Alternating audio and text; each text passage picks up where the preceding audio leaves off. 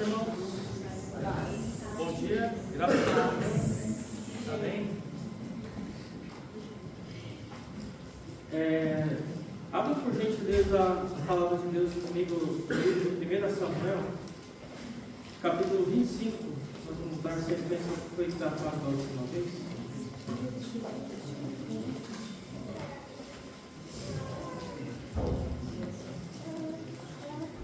1 Samuel, capítulo 25.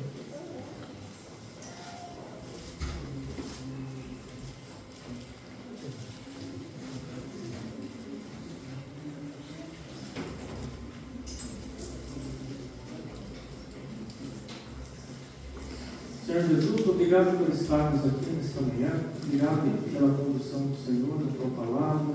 Peço que o Senhor fale conosco através do teu Espírito, que o Senhor esclareça as nossas mentes para compreendermos aquilo que o Senhor quer falar conosco nesta manhã.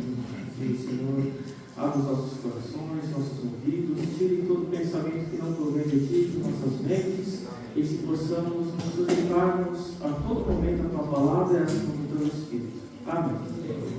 1 Samuel, capítulo 25, eu vou ler apenas o versículo 1, que diz assim: E faleceu Samuel, e todo o Israel se ajuntou, e o prantearam, e o sepultaram na sua casa em Ramá. E Davi se levantou e desceu ao deserto de Parã. Somente este versículo aqui. Na ministração anterior, nós tivemos a oportunidade de ler e tratar acerca do dia do Senhor. Nós falamos acerca do dia do Senhor, nós vimos o que era a definição do dia do Senhor, vimos também que o dia do Senhor ele era um tempo de prova, que é um tempo de reverência, e também um tempo de reconciliação e um tempo de espera. E nessa mensagem, especificamente, eu gostaria de tratar com os irmãos acerca da vida de Samuel, sobre a sua vida como um todo e o legado. Então nós vamos olhar para Samuel olhando para trás. Nós vamos olhar e desenvolver o texto adiante. E quais aspectos eu gostaria de tratar com os irmãos aqui? Nós veremos pelo menos 4 aspectos da vida de piedade deste servo de Deus. E o primeiro desse aspecto fala acerca de ser um ouvinte obediente, é o primeiro aspecto. O segundo aspecto, de ele ser um intercessor fiel. Terceiro aspecto, ele sendo um profeta que confronta. E um quarto aspecto, um juiz íntegro e público. Então nós vamos tratar, na medida que o Senhor nos permitir nessa manhã, sobre esses 4 aspectos da vida de Samuel. E nós veremos que cada um desses aspectos da vida de Samuel aponta para Cristo e como é que nós podemos tirar lições desses aspectos que apontam para Cristo e poder aplicar também em nossas vidas como imitadores de Cristo. Por que eu me detive especificamente no versículo 1 e não avancei adiante? Quando eu estava preparando essa ministração, e os irmãos que já tiveram a oportunidade de ler 1 Samuel capítulo 25, vão perceber que se trata acerca da história de Davi e Nabal, que é uma história bastante extensa. São 30 versículos, 31 versículos aqui de história que trata desse assunto. E a parte introdutória do sermão fala justamente desse versículo 1 que fala sobre a morte de Samuel. E à medida que eu comecei a estudar sobre a questão do que eu deveria colocar aos irmãos de aspectos que nós poderíamos tratar acerca de Samuel, eu percebi que eu tinha bastante coisa que o Senhor tinha dado para falar sobre Samuel, e que se eu fosse falar de Samuel e depois falar de Davi e Nabal, ia ficar muito apertado, ia ficar muito corrido. Talvez nós não teremos um ganho grande do Senhor acerca disso. Então, aprova o Senhor nos conduzir nesse aspecto de tratar acerca de apenas o versículo 1 dessa passagem. E quando nós olhamos esse ponto aqui, a primeira coisa que parece é que quando você lê o versículo 1, considerando todo o capítulo 25 dessa leitura, parece um parênteses que é colocado no meio do capítulo. Você fala assim: bom, vamos abrir um parênteses, e o texto fala: E faleceu Samuel, e todo Israel se juntou, e o plantearam e sepultaram na sua casa em Ramá. E Davi se levantou e desceu ao deserto de Parã. E aí no versículo 2 já começa a falar que existia um homem que morava ali em Maom, que tinha possessões no Carmelo, e começa a falar acerca de Nabal. Então esse texto parece que são parênteses que está ali colocado por um acaso. está ali por um acaso. Tem um propósito. Talvez ali que nós não conseguimos compreender na leitura, e para os irmãos que têm o hábito de seguir aquela leitura corrida, né, tem as indicações de cada dia, tem a sua leitura específica, é um texto que às vezes você acaba passando batido na nossa leitura, porque nós temos todo um todo para tratar ali, né, e nós não nos detemos. E é sobre esse versículo 1 que eu gostaria de me deter. E o primeiro ponto é: imaginem o dia em que a pessoa que mais moderou a sua fé, às vezes a pessoa que te ganhou o Senhor Jesus, nós usamos muito essa expressão do meio cristão, né? A pessoa que me ganhou para Jesus, quem veio para Jesus não é ele mesmo, né? Não é outra pessoa, mas alguém foi usado pelo Senhor para nos trazer a Cristo. Essa pessoa. Imagina que essa pessoa que mais moldou a sua vida, um pastor, um irmão muito fiel, ela de repente parte para o Senhor e um silêncio ocupa o lugar que essa pessoa ficou. A pessoa que nós temos como referência nas nossas vidas. Que essa pessoa que anteriormente, quando estava em vida, ela aconselhava, ela corrigia, ela consolava, e de repente parece que tudo isso vira um vapor, sobe, acaba, é tirado. O que acontece com o nosso coração quando uma voz tão significativa que faz parte das nossas vidas se cala? E Israel, quando nós olhamos para a nação como um todo, é exatamente isso que a nação de Israel está vivendo. O homem a quem Deus falava face a face. Aliás, a história de Samuel é conhecida justamente por o momento em que ele fala: Samuel, Samuel, o homem que foi chamado por Deus, quando a Bíblia é muito clara em dizer que a palavra de Deus era muito rara em seus dias. Este homem a quem Deus falava cara a cara foi tirado do povo. Então nós não temos um parênteses aqui apenas. Nós temos um significado muito grande de que a voz de Deus, por um momento, ela foi silenciada. Não porque alguém foi culpado disso, é porque Deus tem um propósito em tratar quando Ele fala reiteradamente e muitas vezes a sua voz não é ouvida, que é o que está acontecendo com essa nação. Nós vamos mergulhar um pouco mais. O último grande juiz, nós estamos falando de Samuel, o profeta que ungiu reis, e não ungiu apenas um, ungiu dois reis, né? Saul e Davi em vida, quando ele ungiu, e o grande intercessor da nação que conduziu toda uma nação ao arrependimento por diversas vezes, quando os filisteus invadiram essa nação, o homem que representava a esperança de uma nação, de que Deus ainda cuidava deles, já não está mais entre eles. Esse homem foi tirado. E é esse vazio que continua Deus ele continua a desenvolver, a escrever a sua história, agora provando o coração de Davi, porque Davi, nós sabemos que por vezes ele recorreu a Samuel para pedir conselhos, e agora nós temos um rei segundo o coração de Deus, que não tem a quem recorrer para pedir conselhos, porque ele ainda continua fugitivo de Saul, ele ainda não está numa condição, entre aspas, que nós entendemos, sossegada. A coisa não está 100% para Davi, ele continua sendo fugitivo.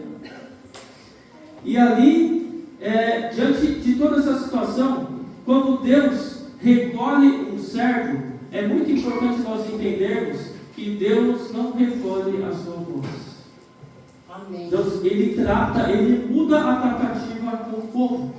A sua palavra, ela permanece.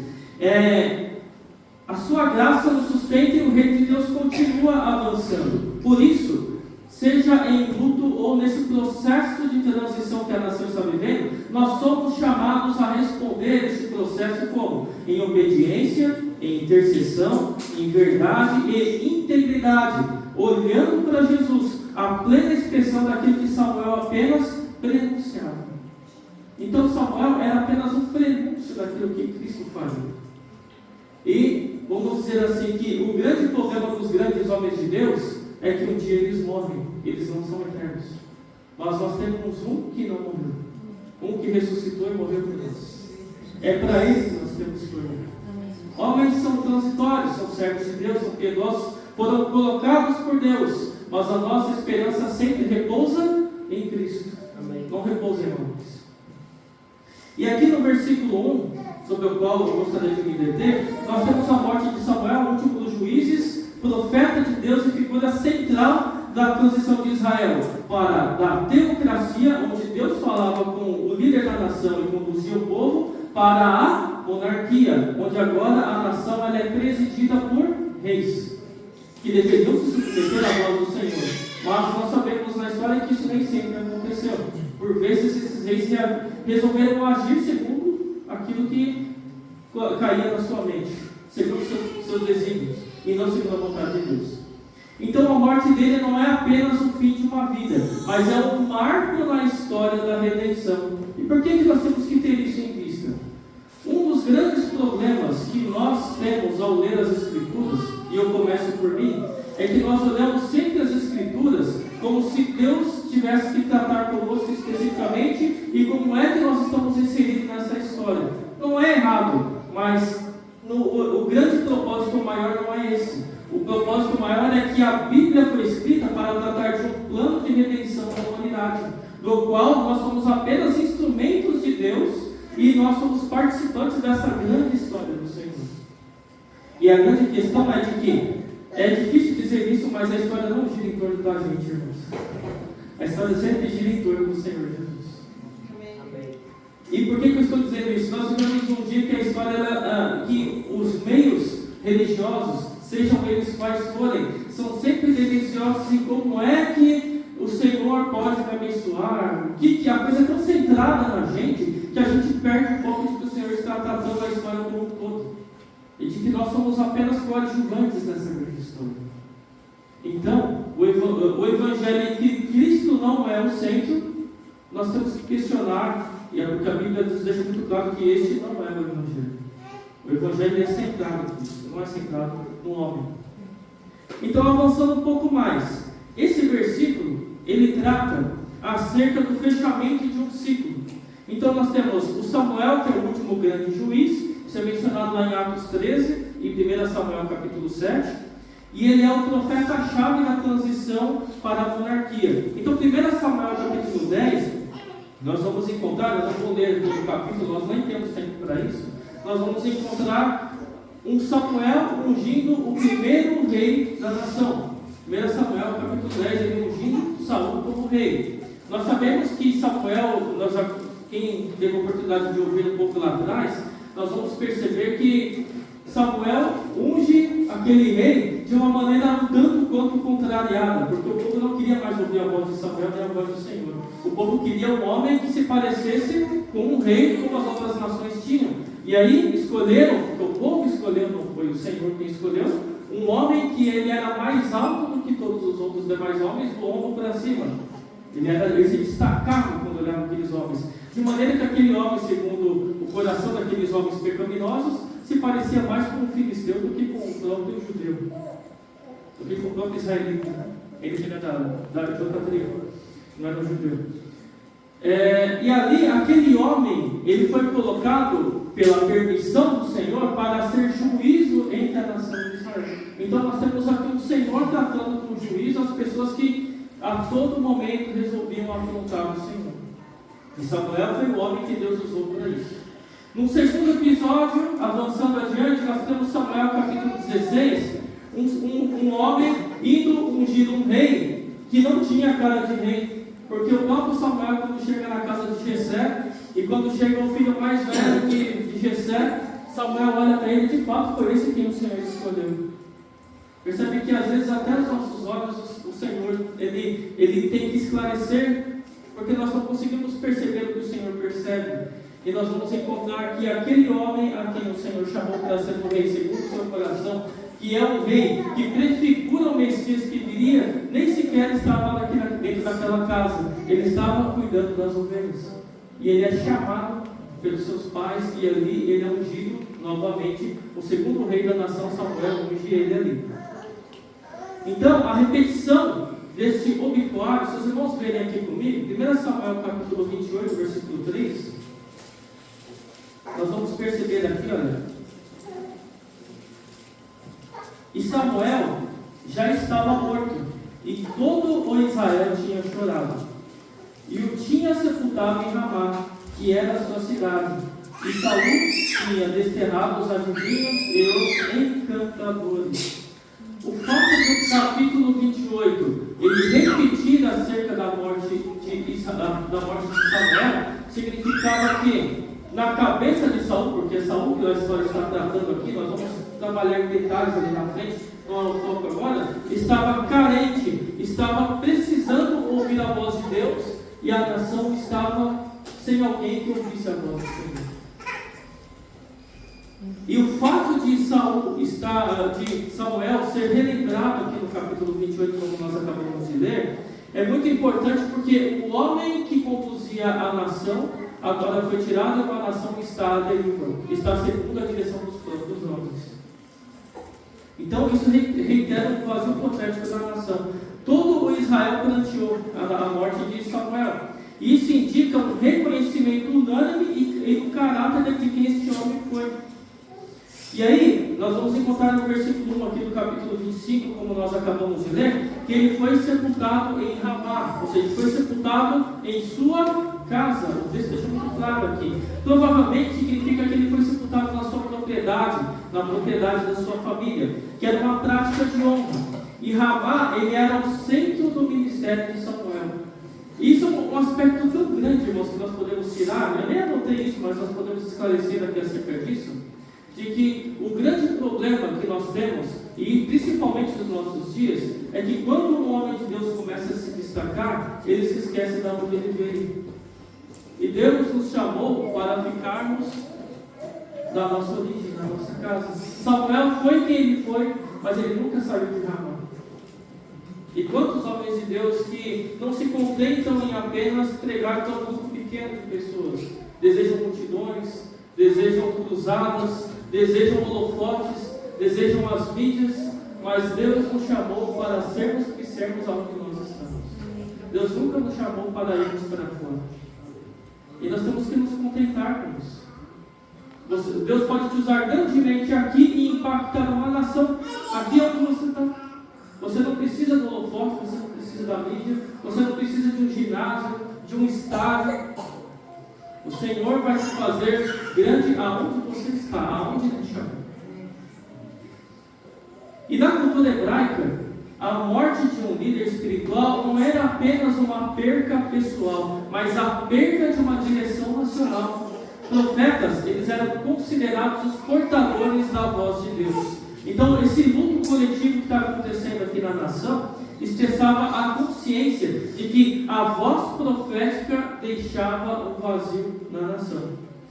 Então nós temos uma aplicação muito grande aqui, que a morte de Samuel, ela aponta para a limitação dos mediadores humanos. Juízes, reis, profetas, todos eles morrem. Mas essa sucessão prepara o coração de Israel para esperar quem? O profeta maior e definitivo, Jesus Cristo. Lá em João capítulo 6, versículo 14, nós temos uma citação de Deuteronômio 18:15. Eu gostaria de ler com os irmãos. João 6,14.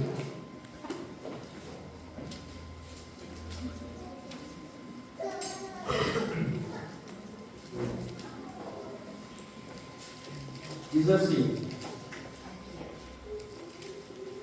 vendo, pois, aqueles homens o milagre que Jesus tinha feito, diziam: este é verdadeiramente o profeta que devia vir ao mundo. Vários profetas da nação de Israel teve, mas todos eles ficaram no passado. O verdadeiro profeta que deveria vir ao mundo, ele veio e viveu entre os homens, Jesus Cristo. E hoje ele é o nosso sumo sacerdote que volta por nós. Então o reino de Deus, ele não depende de um homem, mas ele depende da fidelidade de Deus. Samuel morre, mas a promessa do reino messiânico, ela continua avançando em Davi, a figura de Cristo que reina eternamente. Então nós temos aqui, a partir deste ponto, eu gostaria de traçar com os irmãos um perfil piedoso da vida do profeta Samuel e lições que nós podemos extrair disso. E o primeiro perfil desse homem piedoso, que eu havia citado no começo, é o homem que tinha um ouvido obediente. Para os irmãos que estão anotando, esse é o primeiro ponto. Um ouvido obediente. A sua vida começa com uma escuta e começa com uma resposta. Todos aqui talvez se lembrem de 1 Samuel capítulo 3, versículo 10, onde ele diz: fala, Senhor, porque o teu servo ouve. Essa talvez seja a passagem mais, com maior destaque, a mais famosa do profeta Samuel. Em hebraico, a palavra ouvir implica em obedecer.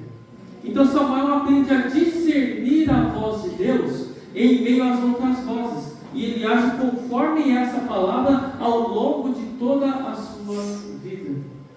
E irmãos, como que é difícil nós podemos tirar lições, e diversas lições daqui, porque a grande questão é, no meio de tantas vozes que falam conosco em nossos dias, nós conseguimos discernir a voz do Senhor? Nós conseguimos perceber a sua palavra? Nós conseguimos ouvir o tratar do Senhor para com nossas vidas? Então, nós primeiro temos que praticar, cultivar uma escuta que obedece.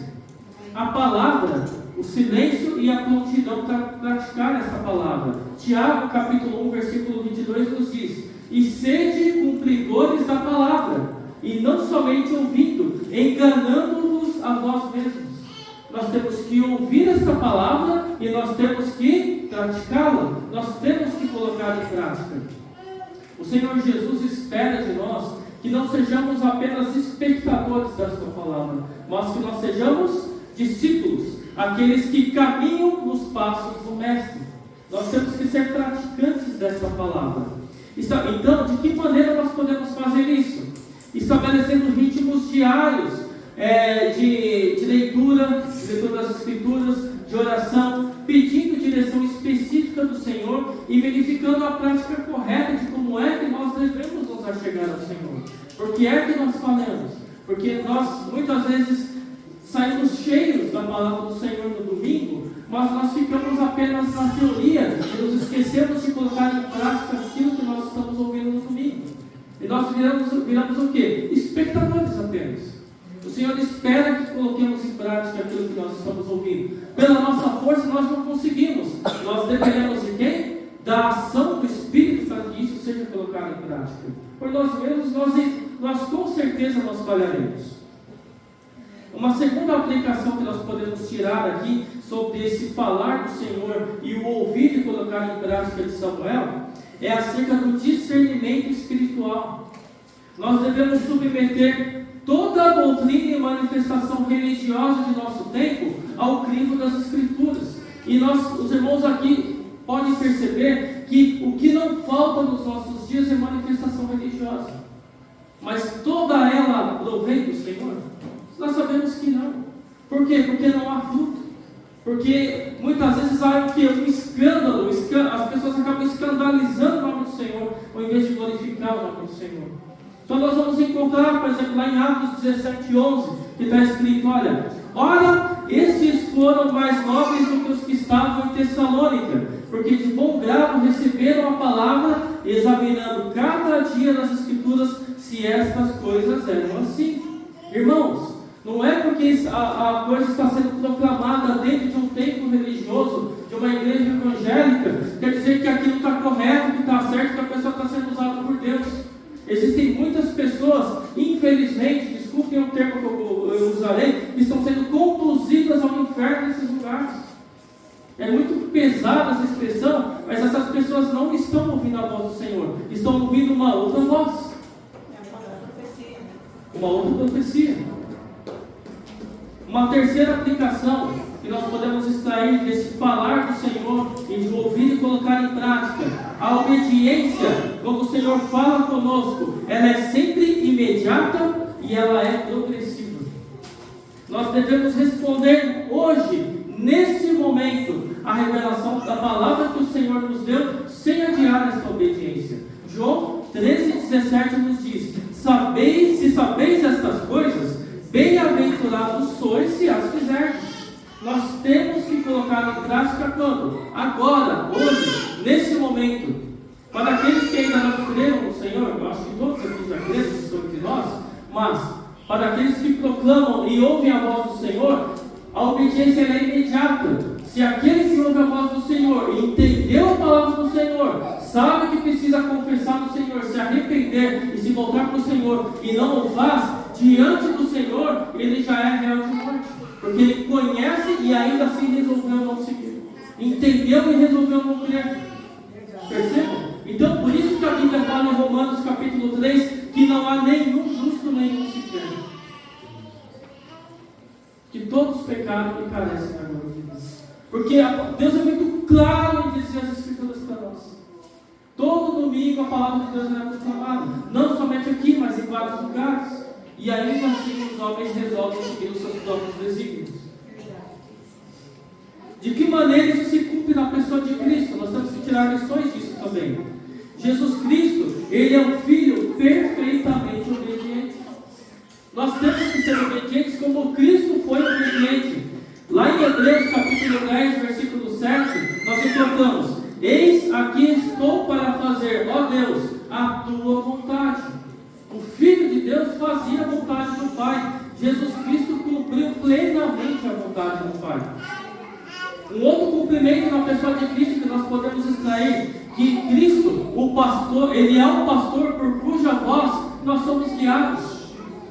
Lá em João 10, 27, a passagem do bom pastor, que é bastante famosa, nós encontramos essa expressão de Jesus Cristo: as minhas ovelhas ouvem a minha voz.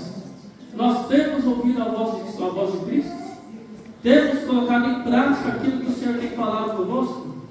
Pela união com Cristo e a ação do Espírito Santo, nós somos capacitados a ouvir e a obedecer com um novo coração.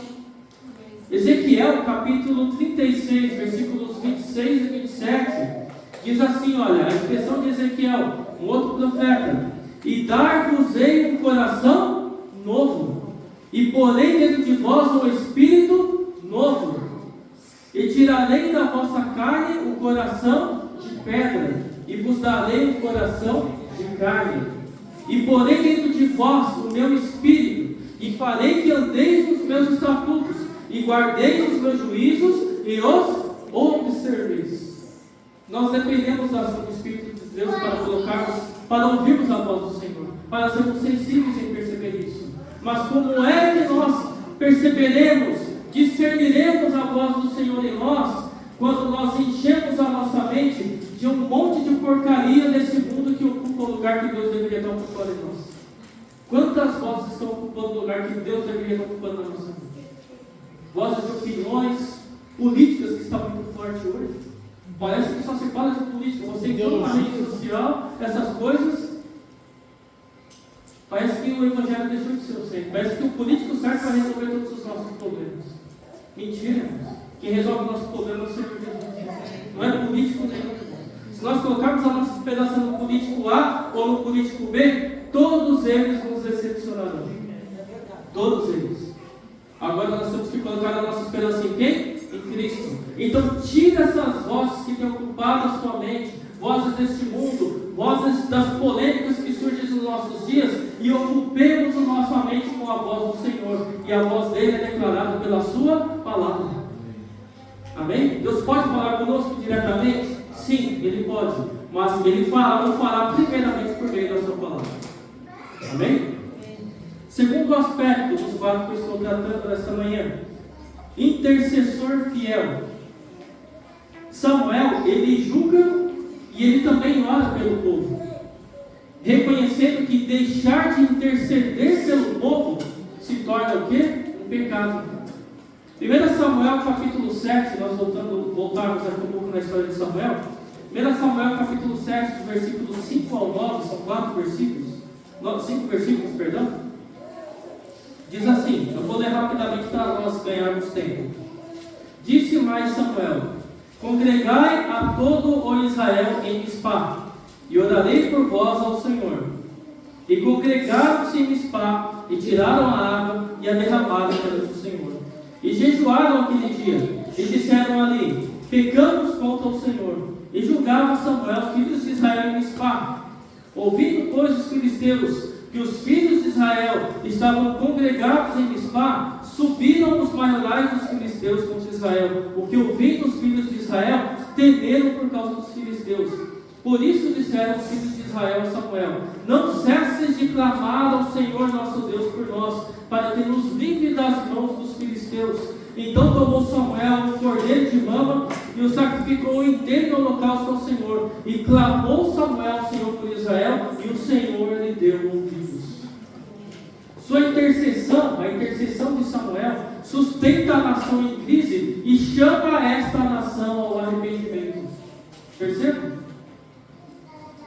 A primeira aplicação que nós podemos tirar desse texto sobre a intercessão de Samuel é que diz respeito acerca do sacerdócio de todos os santos, onde todos nós devemos assumir a responsabilidade intercessora por nossa família, por nossa igreja e por nossa nação. Deus está chamando cada um de nós para orarmos pelos nossos, para orarmos por toda a igreja e para orarmos pela nossa nação. Aí a grande questão é, a primeira pergunta. Primeiro, nós temos orado? A primeira pergunta, vamos começar pela base. Estou falando da oração comum. Como está a nossa vida de oração com o Senhor? Ela está em dia? Nós temos orado o suficiente? É uma pergunta para nós respondermos para nós mesmos. Amém? Você responda para você mesmo. Segundo ponto.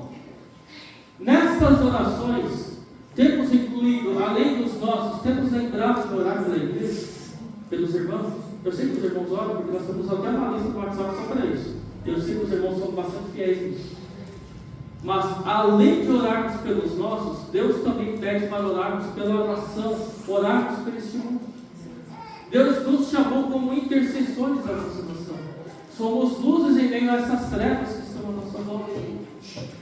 O juízo de Deus ainda só não veio sobre este mundo, porque existem essas vozes que ainda clamam. Essas vozes que ainda estendem a misericórdia de Deus sobre um povo que merece ser condenado, porque estão relutantes de obedecer à voz do Senhor. 1 Timóteo capítulo 2, versículos 1 e 2 diz assim: admoesto-te, pois, Paulo dizendo a Timóteo, antes de tudo, que se façam súplicas, orações, intercessões e ações de graças por todos os homens, pelos reis e por todos os que estão em eminência, para que tenhamos uma vida quieta e sossegada em toda piedade e honestidade. Sobre o pecado de não orar, 1 Samuel 12, 23 a 25. Amém. Vamos abrir aqui 1 Samuel 12 também, irmãos. Sobre o pecado de não orar. Sobre o pecado de não orar. Vamos estar citando aqui. 1 Samuel 12, 25. 23 a 25. 23 a 25. 12, 23 a 25. Diz assim. Eu vou ler aqui com ela aberta aqui, né? 1 Samuel 12, do 23 ao 25. Diz assim: enquanto a mim, longe de mim que eu peque contra o Senhor, deixando de orar por vós. Antes vos ensinarei o caminho bom e direito. Tão somente temei ao Senhor e servi-o fielmente com todo o vosso coração, porque vede quão grandiosas coisas vos fez.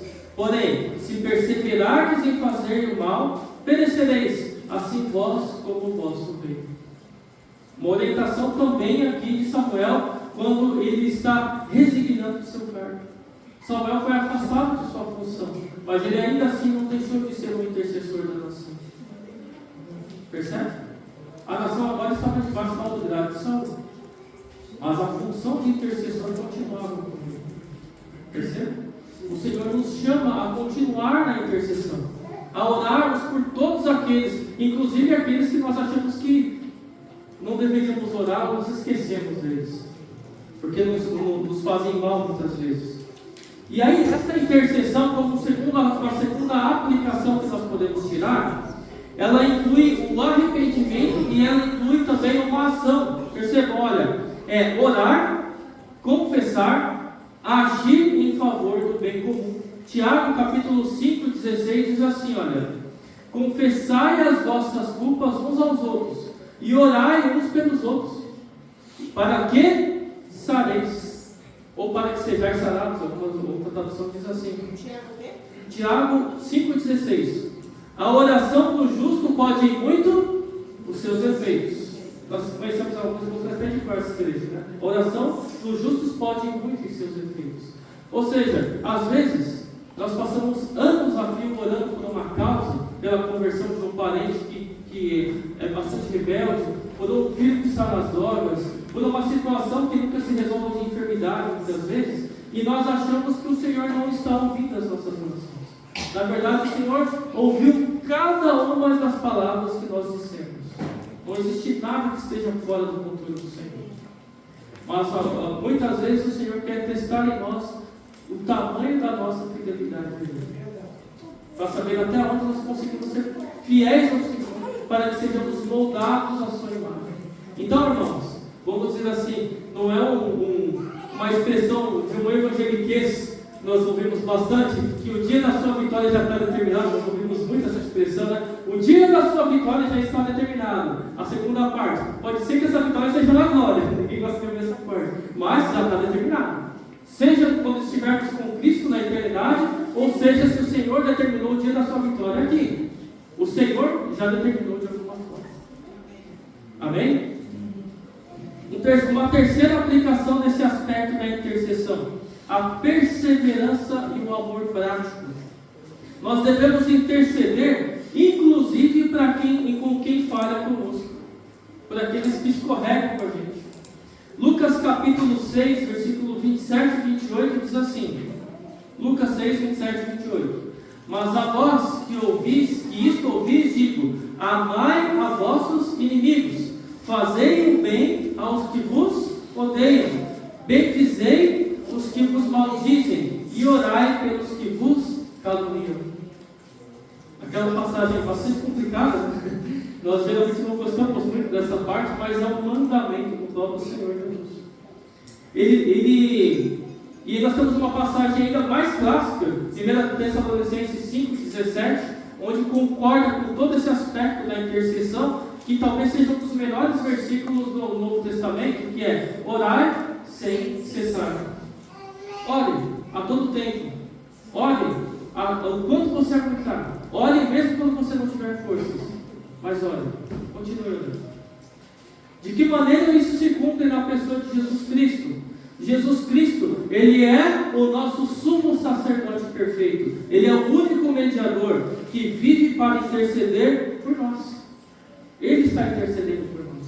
Hebreus 7,25 diz assim: portanto, pode também salvar perfeitamente os que por Ele se chegam a Deus, vivendo sempre para interceder por eles. Ele não apenas ora por esses homens, mas Ele oferece-se a si mesmo em sacrifício. Ele morreu por esses homens. Segundo cumprimento na pessoa de Cristo.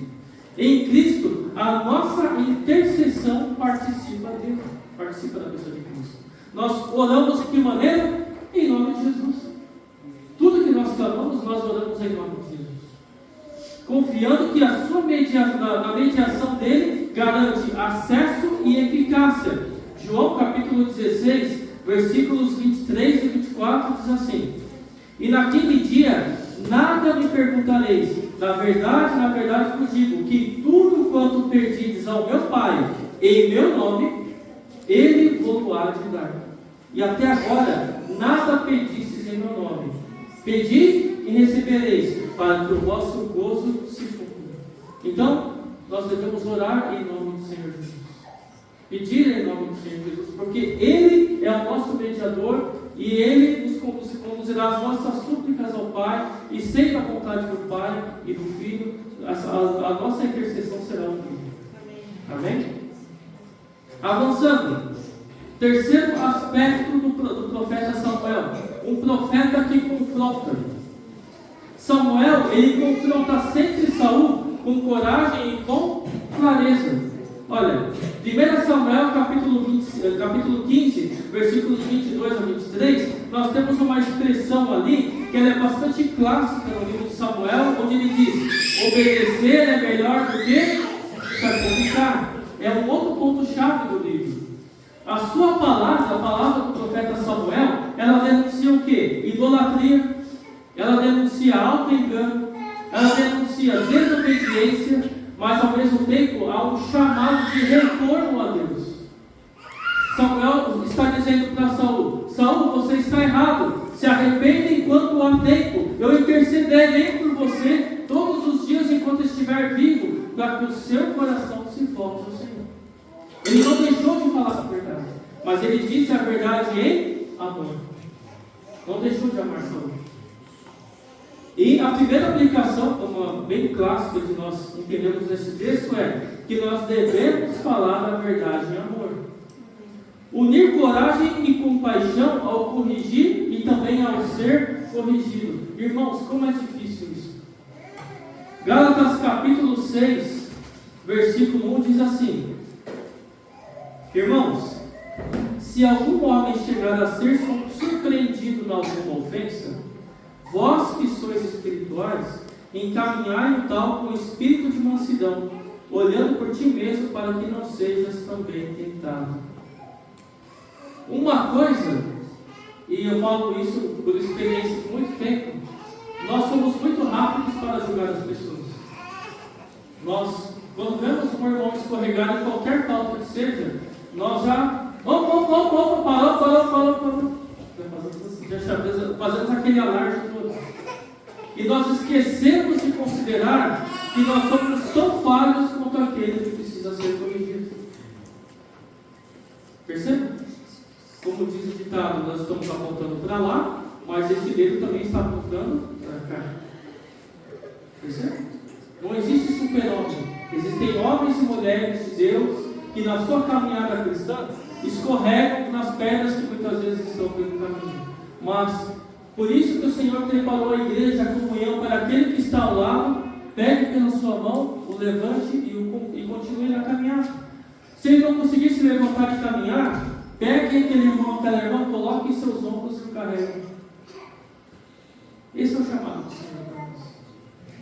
Não apenas apontar, mas descer junto com ele, pegar ele pela mão e o levar, quando ele não conseguir caminhar. Segunda aplicação, confessar e abandonar pecados. Deixar que a palavra primeiro nos confronte, antes de primeiro nós confrontarmos os outros. Tiago capítulo 4, versículos 8 a 10 diz assim: chegai-vos a Deus, e Ele se chegará a vós. Limpai as mãos, pecadores, e vós de duplo ânimo, purificai os corações. Senti as vossas misérias, e lamentai e chorai.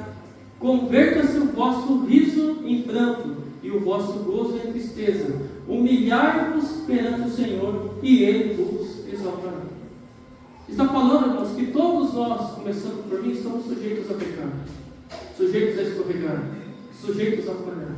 Mas a palavra do Senhor é para nós nos sensibilizarmos e não deixarmos de ouvir a voz do Senhor quando Ele falar conosco acerca de alguma correção, para que Ele nos corrija, Ele nos exorte, Ele nos ensine e voltemos à nossa caminhada, para que não sejamos arrastados pelo mundo. Uma terceira aplicação: prestar contas uns aos outros. Relacionamentos e estruturas que promovam arrependimento e restauração. E irmãos, se isso não acontecer no meio da comunhão, pode ser que essa comunhão esteja em falta, que não é de fato uma comunhão plena. Mateus capítulo 18, versículos 15 a 17 diz assim: ora, se teu irmão pecar contra ti, vai e repreende-o entre ti e ele só. Vai lá e acerta com o teu irmão. Primeiro ponto. Se te ouvir, ganhaste o teu irmão. Mas se não te ouvir, vamos para a parte 2.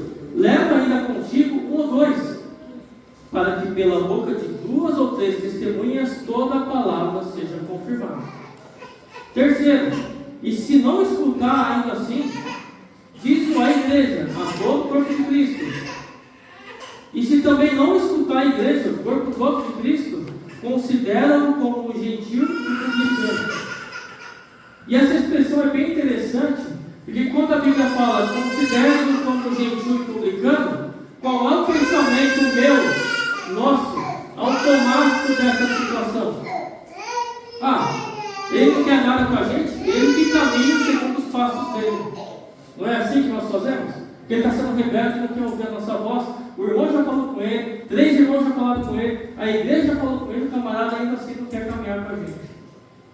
Quando a Bíblia fala para nós considerarmos como um gentio publicano, o que a gente faz com o gentio publicano? A gente prega o evangelho de novo para que ele se volte ao Senhor.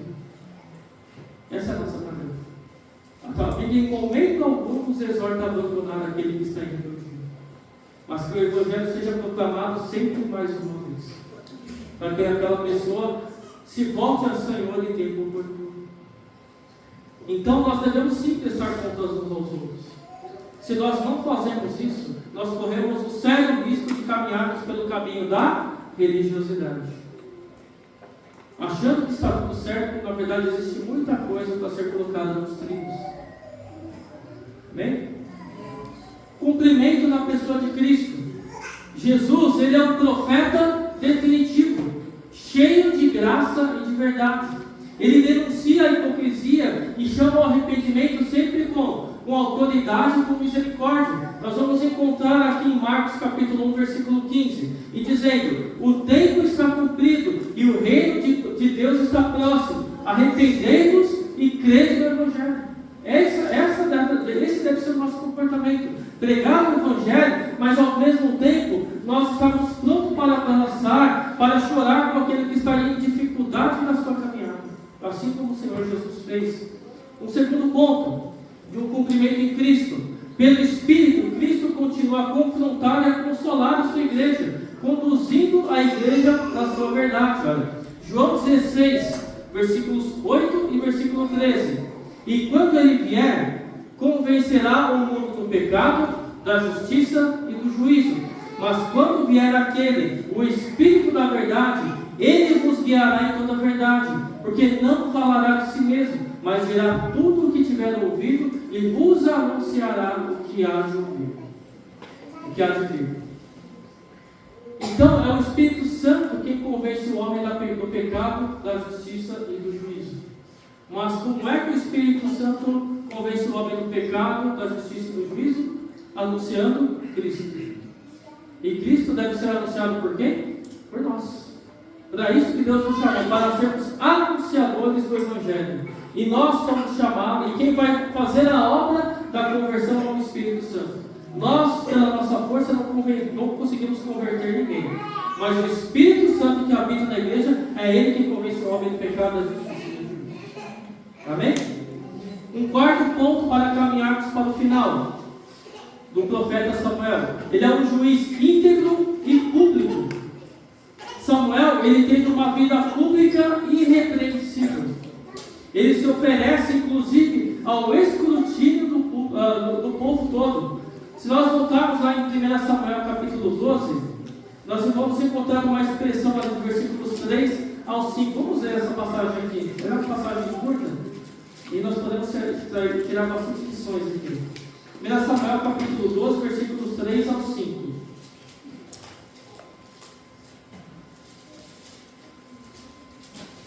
Diz assim: eis-me aqui, testificai contra mim perante o Senhor e perante o seu ungido, a quem o boi tomei, a quem o jumento tomei, e a quem defraudei, a quem tenho oprimido, e de cuja mão tenho recebido suborno, e com ele encobri os meus olhos, e vou-lo restituirei. Então disseram: em nada nos defraudaste, nem nos oprimiste, nem recebeste coisa alguma da mão de ninguém. E ele lhes disse: o Senhor seja testemunha contra vós, e o seu ungido seja hoje testemunha, que nada tendes achado na minha mão. E disse o povo: ele é testemunho. Todo aquele povo testemunhou e participou da integridade de Samuel. Ele exerceu sua justiça de modo itinerante e de modo próximo ao povo. E que aplicações nós podemos extrair da vida de Samuel para nós? Primeiro, transparência e confiabilidade.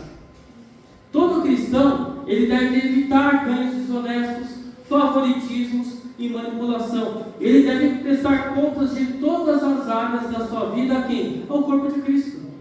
2 Coríntios capítulo 8, versículos 20 a 21 diz assim: olha, evitando isso, que alguém nos vitupere por esta abundância que por nós é ministrada. ministrada, pois procuramos o que é honesto, não só diante do Senhor, mas também diante dos homens. Irmãos, a nossa vida, ela pode ser colocada e exposta diante de toda a igreja? Como tem sido a nossa caminhada com o Senhor? Nós temos feito nossos irmãos que estão à nossa volta pecar pelo nosso exemplo, ou temos feito as pessoas que estão à nossa volta olhar para nós e e elas enxergarem em nós um pouco de Cristo? O que a nossa vida tem transparecido para o mundo? A Bíblia declara que, lá no livro de Reis, que quando o profeta passava ao longe, as pessoas de longe viam que ele era um homem de Deus. Só pela caminhada do homem de Deus. Como tem sido a nossa caminhada? Qual é o testemunho que o mundo pode dar de nós? Somos homens e mulheres de Deus? Pela nossa vida, pelo nosso testemunho? É uma pergunta para todos nós nesta manhã. Uma segunda aplicação é a justiça que serve. Então todo cristão, ele deve usar da sua autoridade para proteger os vulneráveis e promover a equidade. Miqueias capítulo 6, versículo 8 diz assim: Ele te declarou, ó homem, o que é bom, e que é o que o Senhor pede de ti, senão que pratiques a justiça, e ames a benignidade, e andes humildemente com o teu Deus. Então, meus irmãos, a nossa caminhada com o Senhor deve ser a de sempre fazer o bem, sem olhar se aquela pessoa ela é um servo de Deus, se ela é um ímpio, se aquela é uma pessoa que maldiz, se é um bandido, quem quer que seja. Nós temos que fazer o bem a todos, e fazendo o bem, aquelas pessoas contemplarão Cristo em nós.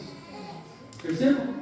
E por que estou dizendo isso? Começando por mim, nós somos muito seletivos em querer abençoar as pessoas, em achar que fulano merece ser mais abençoado e o outro não.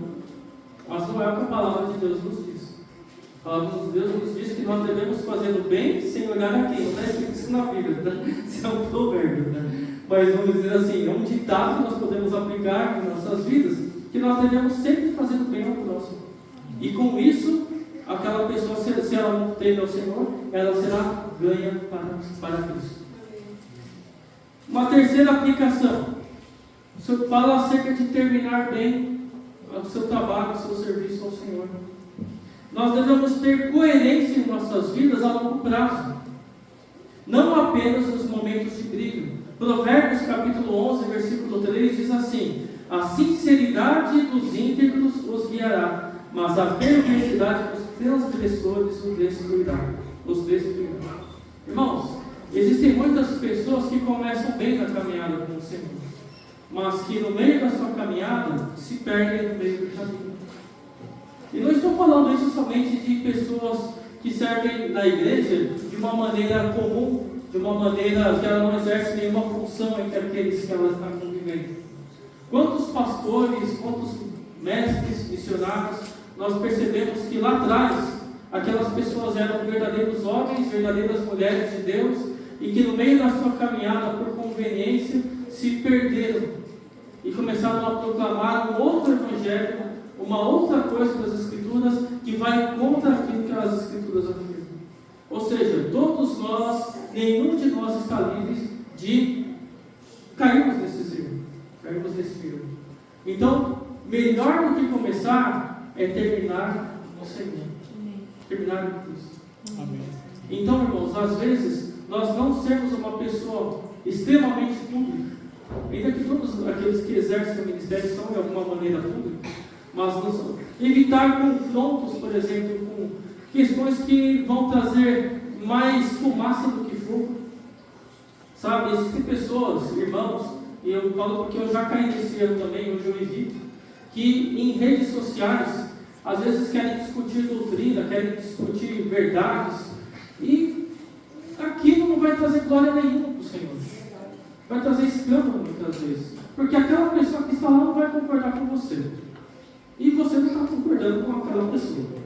E aí sempre vai ter aquele fla-flu, um fala uma coisa, outro fala outra, vai ter aqueles que defendem o time A, aqueles que defendem o time B, e é tão terrível, irmão, que às vezes, irmãos, isso acontece no meio da cristandade como um todo. Você tem um pastor de uma determinada denominação, denominação X, um outro pastor de uma determinada denominação Y, e fica ali aquela troca de farpas um com o outro, e o Senhor tem que ser proclamado de verdade e não deixar de lado. Então aquilo acaba se tornando o quê? Um escárnio do Evangelho. Então, irmãos, se nós queremos viver uma vida íntegra, evitemos esse tipo de coisa. Evitemos a publicidade dos nossos atos. Tanto as coisas ruins quanto as coisas boas. A Bíblia fala que aquilo que a tua mão direita oferta, que a mão esquerda não sabe. É nesse sentido. Tanto as coisas boas quanto as ruins. Nós temos que começar bem e terminar bem. Às vezes o Senhor nos resgata para uma condição miserável lá atrás. E muitos de nós vemos o Senhor em uma condição muito difícil. Mas, no meio da caminhada, o Senhor vai corrigindo a gente. Vai mostrando pela palavra. E ali nós vamos terminar muito melhor do que nós começamos. E isso deve ser um exemplo para aqueles que estão vindo atrás de nós. Para que eles também prossigam nessa caminhada com o Senhor. Como isso se cumpre na pessoa de Cristo? Jesus, Ele é o justo juiz, santo e imparcial, a quem o Pai confiou todo o julgamento. Ele julga com justiça e com mansidão, e Ele defende os oprimidos. Isaías capítulo 11, versículos 1 ao 5, diz assim, olha, essa passagem é bastante profética, bastante messiânica. Porque brotará um rebento do tronco de Jessé, e das suas raízes um renovo frutificará. E repousará sobre ele o Espírito do Senhor, e o Espírito de sabedoria e de entendimento, e o Espírito de conselho e de fortaleza, e o Espírito de conhecimento e de temor do Senhor. E deleitar-se-á no temor do Senhor. E não julgará segundo a vista dos seus olhos, nem repreenderá segundo o ouvir dos seus ouvidos, mas julgará com justiça os pobres, e repreenderá com equidade aos mansos da terra. E ferirá a terra com a vara da sua boca, e com o sopro dos seus lábios matará o ímpio. E a justiça será o cinto dos seus lombos, e a fidelidade o cinto de suas entranhas. O justo juiz, no dia do juízo, ele julgará aqueles que verdadeiramente erraram, se arrependeram e confiaram naquilo que Cristo fez por nós, e nos conduzirá a eternidade ao lado dele. Mas esse justo juiz também julgará e condenará aqueles que erraram, apesar de terem ouvido todo o conselho para saírem do erro, ainda assim disseram não para esta voz que ouviram, e este justo juiz condenará estas pessoas a uma eternidade sem ele, ao inferno. Então quem manda as pessoas para o inferno não é o diabo, é Deus, porque ele é justo. O diabo só está lá porque ele já está julgado. Mas quem julga é Deus. Ele é o justo juiz. Mas esse mesmo Deus que julga e condena, ele é longânimo. Ele dá toda a oportunidade para aquele que confessar a Cristo seja salvo. Porque todos nós merecemos ser condenados. Mas quando confessamos o Senhor e abandonamos nossos pecados, Ele nos resgata e nos coloca nos lugares celestiais. E nós temos que ter essa percepção. Este é o Evangelho de salvação. É o Evangelho que mostra Cristo, aquele que ele é longânimo, que ele ama a todos, mas que ele não deixa de ser justo com o pecado. Que ele condena o pecador que não se arrepende, que nega o Senhor mesmo quando o Evangelho é proposto. Amém? Esse é o justo juiz. Segundo cumprimento. Nele, Deus é justo e justificador. Cristo satisfaz a justiça e Ele concede justiça aos que creem nele. Romanos capítulo 3, versículo 26 diz assim, olha, para a demonstração da sua justiça nesse tempo presente, para que Ele seja justo e justificador daquele que tem fé em Jesus. Ele nos declara justo na pessoa de Jesus Cristo. Nós recebemos integridade imputada e pelo Espírito, integridade praticada. Então Samuel, concluindo agora esta palavra, aponta para Cristo ao reunir em si a dimensão profética, no sentido de que ele ouvia e ele falava a voz do Senhor. Ele carregava em si a função sacerdotal, da mesma maneira que ele intercedia pela nação. Cristo intercede por nós também, e judicial, no sentido de que ele era um juiz que julgava com integridade. Se Samuel foi um justo juiz, nós temos o juiz perfeito que julga toda a terra com a vara na sua boca.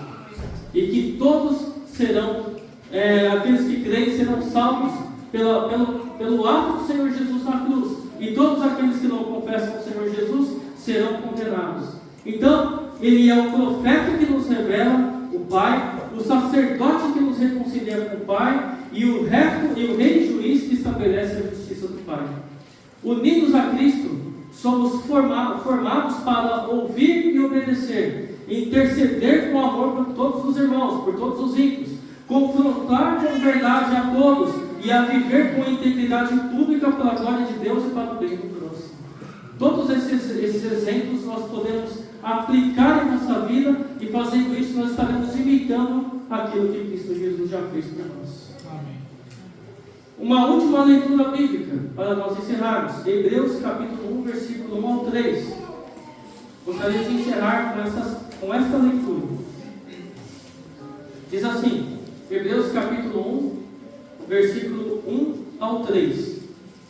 Havendo Deus antigamente falado muitas vezes e de muitas maneiras aos pais pelos profetas, a nós falou-nos nesses últimos dias pelo Filho, a quem constituiu o herdeiro de tudo, por quem fez também o mundo, o qual, sendo o resplendor da sua glória e a expressa imagem da sua pessoa, e sustentando todas as coisas pela palavra do seu poder, havendo feito por si mesmo a purificação dos nossos pecados, assentou-se à destra da majestade nas alturas.